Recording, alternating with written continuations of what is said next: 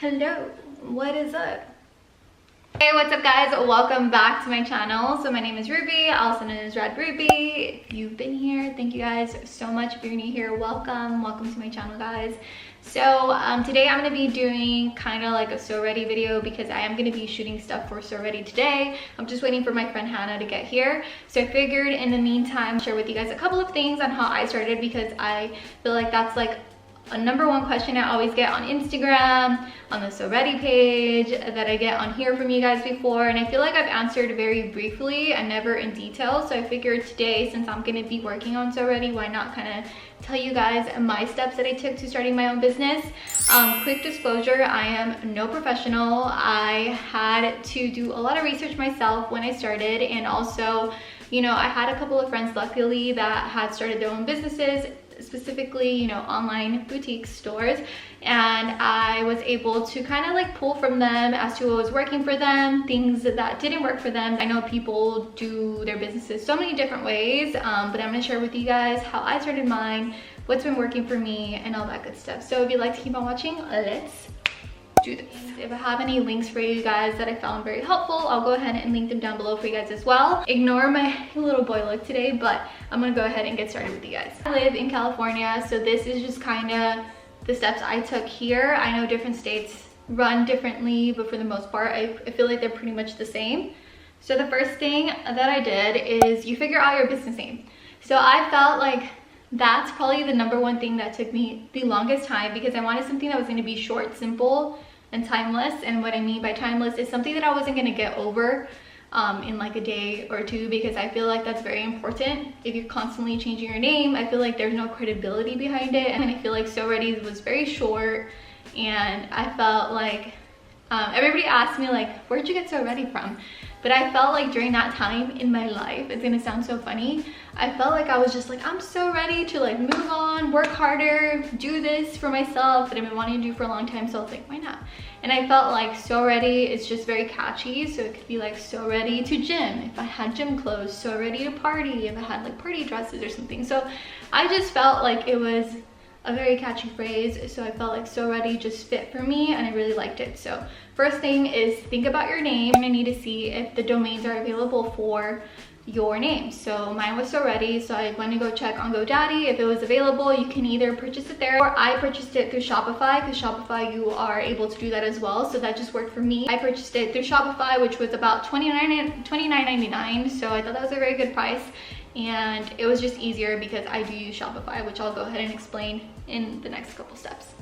Next thing is I would say distinguish what you're going to be doing business as.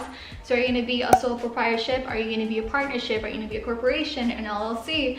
All that stuff. So basically, since I'm a small business, I felt like a sole was the best way for me at the moment. But the cool thing is that from a sole, you can definitely go into an LLC or corporation or all that stuff. So definitely look into each and every single one of them and kind of see what's going to work best for your business. Go ahead and also put the definitions for you guys down below, so you guys can definitely check out and kind of do your research on what you want to go in as, because that's very important. Because once you get your seller's permit, you're going to need to know what your entity is, because that's what they ask for. So, and that's kind of what you need to know for tax purposes and all that good stuff. The next thing I did was apply for my seller's permit, which was fairly easy, but like I said, you just need to make sure that you have you know, the basic things of your business. So you have your exact name, how it's going to be running across your website and everything.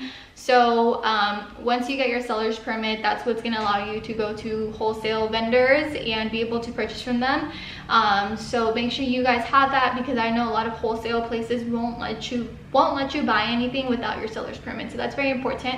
And my seller's permit here in California was $0, so I don't think you should be paying for it. So just make sure you guys keep that in mind. The next thing that I got is my fictitious business name. So I don't remember what order I got it in. I don't think it really matters, but I got a fictitious business name because in order for me to open a business bank account through Chase, which is my bank, I had to have my fictitious business statement.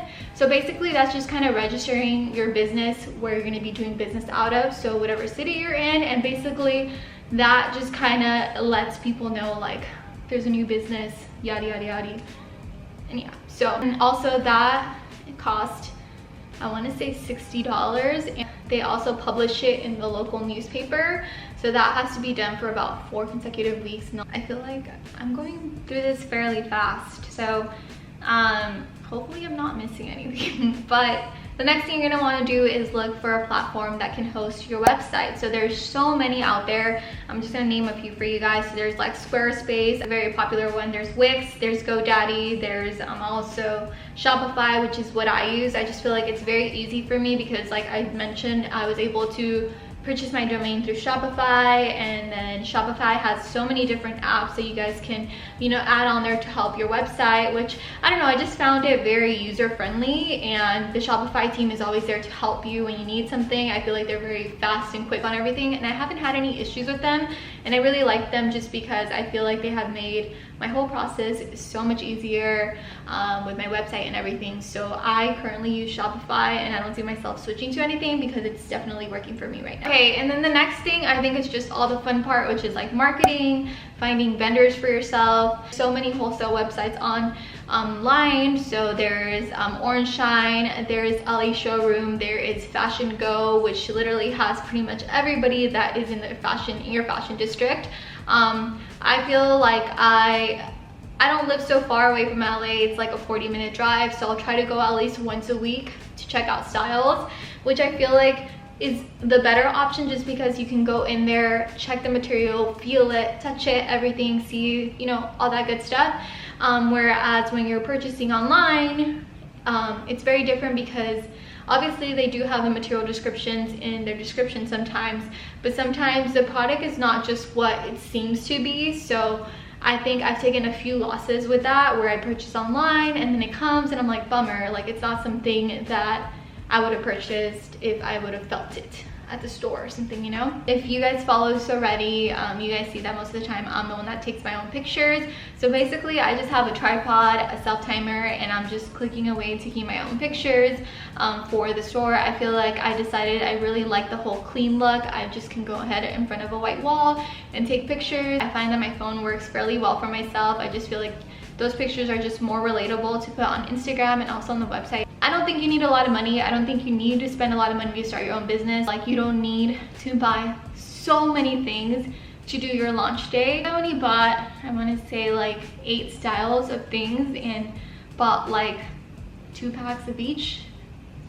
So I wouldn't overdo it on your launch. I would go ahead and just keep it very small and simple, and then you're gonna get to see what does well, and then from there, you know, buy more of whatever you see that is doing well, because I've seen and heard many stories and when people buy so much inventory and then it just kind of sits there. So like branding is like important too. I know my mailers I get from Sticker Mule, so they were able to customize some very good ones. If you guys noticed at the beginning when I launched, the mailer said this package is so ready for you, and I absolutely love them, but they ended up being very, very expensive. So now I go with more like a generic zebra print mailer, which works really, really well, and I find it that the material on that one is actually better, and I really like it. I find them to be more sturdy and everything, except the ones from Sticker Mule were more customized to my store. But what I did now instead is just keep using Sticker Mules to make those huge stickers that say Soo Ready. So it's still kind of on brand. I just feel like you have to start thinking like where you want to spend most of your money, and I feel like for me, instead of having like a super fancy mailer and, you know, all this stuff, I rather invest more money into my merchandise. And once you start your business, you're gonna see what's working for you, what you like, what you want to change, and that's like the whole beauty of it. And yeah, that's all I can say. But I hope I answered most of like the questions and kind of the steps into starting your business. But again, like I mentioned, if there's something you really, really want to know and I didn't answer and you want me to go more in detail in my answering, you can definitely DM me. But that's it, I think, for the steps I took to personally start my business.